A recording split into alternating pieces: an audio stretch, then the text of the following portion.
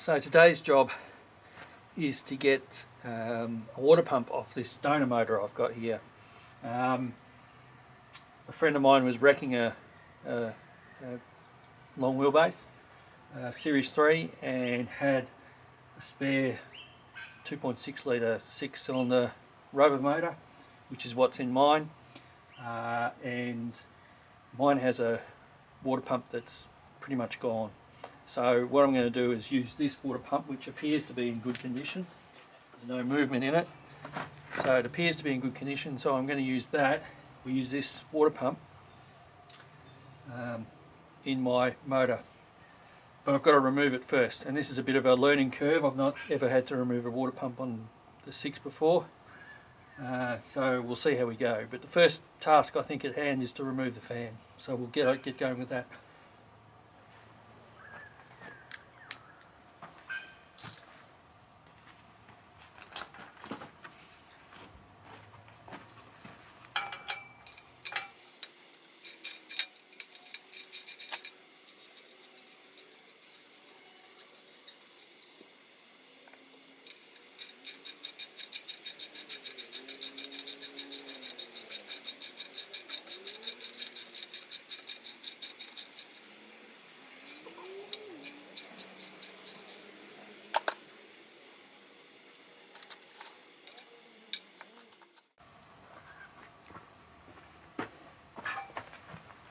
So, what's interesting about the fan, I've just removed it. I had a bit of a memory problem on my camera, so it did stop. So this is the fan here, and behind the fan is this spacer, I suppose you'd call it, and that sits behind the fan, and then it has these interesting screws or nuts. So you have the nut on the outside of another small bolt, and I don't know if you can really see it there. Maybe I'll put it up on camera. So this is what I had. So I'd sized the socket to go over the top of that, but the nut is actually what's doing up the the bolt is what's doing up the fan to the water pump. So when I undid the nut that I had there, it did nothing. So I had to find another. It's 11mm head of the bolt there that undoes the bolt, and I think the nuts are 13mm or 15mm is what I got. So interesting anyway. So I've taken that off. So I'm going to see the bolts. I've done some of them. I'll just do the rest of those with some penetrating oil. I've got to probably undo the hoses. You can see how we go there.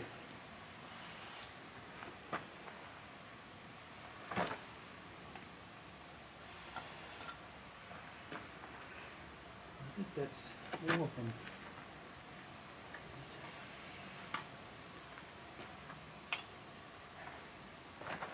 I don't have the guide for this particular motor, so I'm not exactly sure what I'm doing. We'll fumble our way along.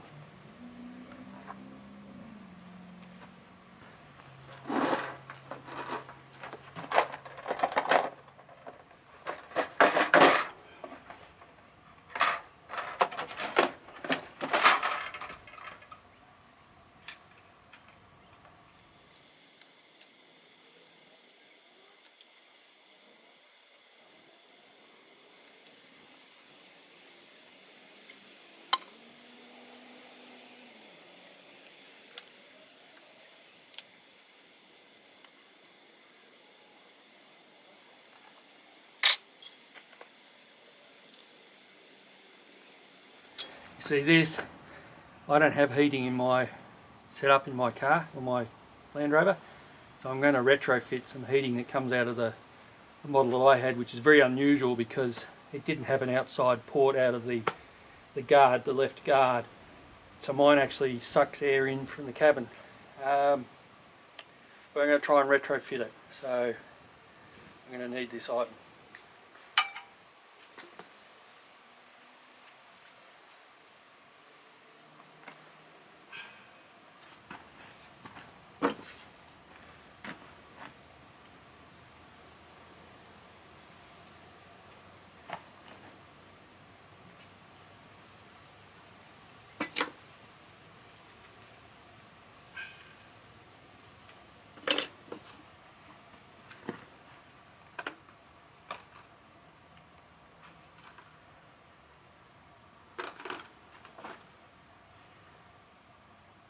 So these are 11mm,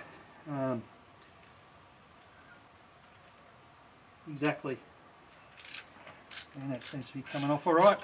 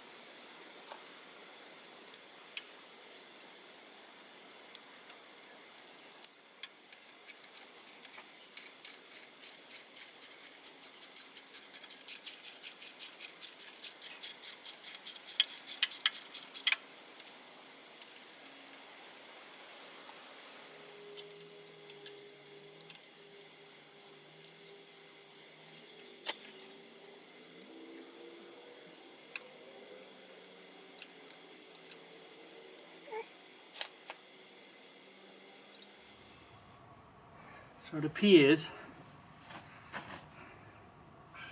that I have to take this off to get that last bolt out. So I'm going to have a bit of a think about that. I don't know whether you just lever it off. It seems a bit wonky now that I've taken off the fan, so maybe it's just a matter of me levering it off. In fact, it's loose, so maybe it'll come off. I don't know. We'll see.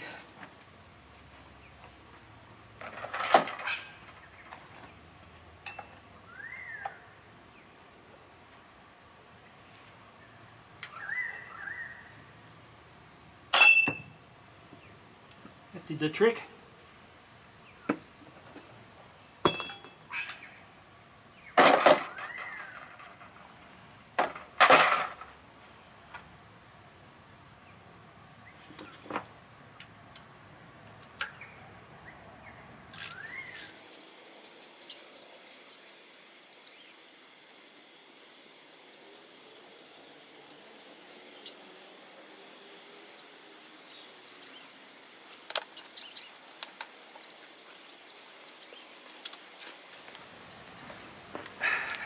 So something I wanted to point out about the bolts in the water pump is if you have a look at these, I don't know if you can see them, they're all different lengths.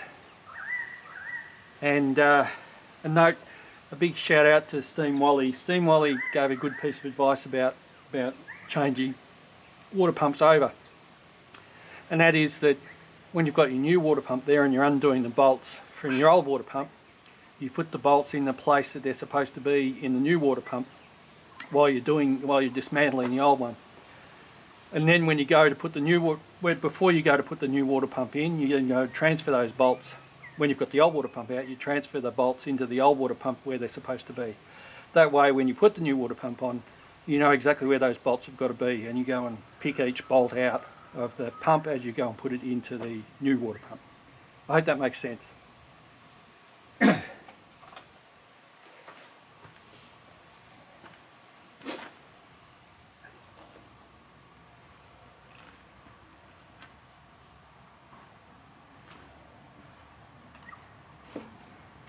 So let's see if this thing will move. I'm going to go and get a hammer, because I think I don't need to do what I'm doing.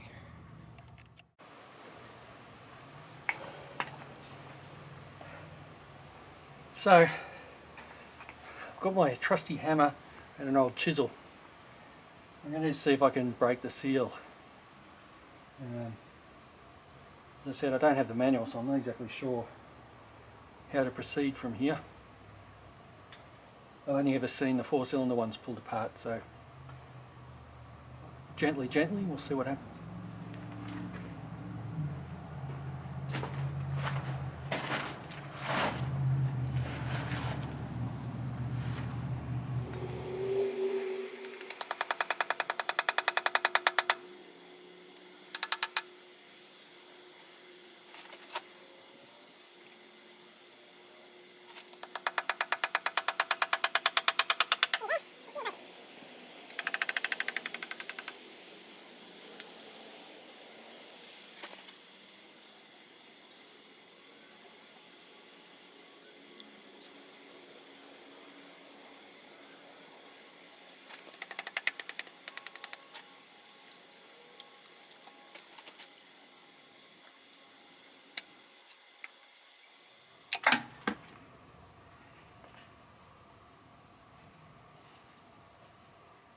there we go. She's off. She's been sitting for a long time with water in it.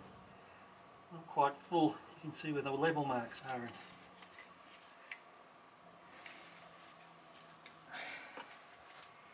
So I was right. I don't need to touch that. It just has to have a washer on it. It's a rubber washer like this, or a grommet, or a seal.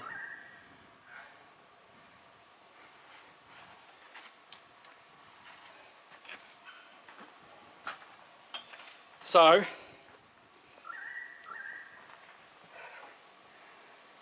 where I was trying to undo that top section, or that top hose here, is actually just a rubber washer that sits on there and it butts up against it when it's done up.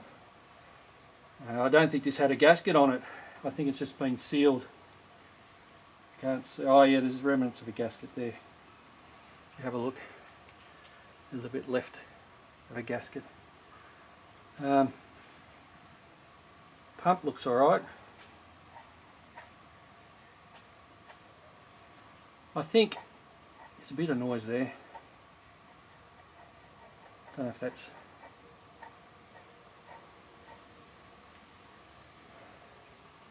yeah, there's a bit of noise there. So I'll have to make a decision about whether this goes in or not. There's been water sitting in it for a long period of time at a certain level. You can see by the marks on the pump here, and that would have been down. You can see it lines up with these here. So it's been sitting for a long time doing nothing. Anyway, that's off. So the next step is to decide whether I put that one back on or put that on my 6. I'll take the pump off my 6. I'll probably film that as well, although it's better here because you can see it, but there's a few more steps of course. I've got to get in behind the cowl, take the fan off that, and try and do that without removing the radiator, and so that's going to be pretty tight. I know it can be done on the 4-cylinder, don't have no idea about the 6 whether you can do it. So anyway, there's the pump. I can pack up after a little bit of a day's work. I suppose the main points out of this are that the bolts are different sizes, and I don't need to undo this top pipe into the thermostat housing. But I'm really glad I've got this engine. I've got the 6-cylinder parts are really hard to come by. Anyway, hope you enjoyed the video. You can subscribe, like the video, it'd be great. And I'd like to thank you all for spending the time and watching this video. Thank you very much.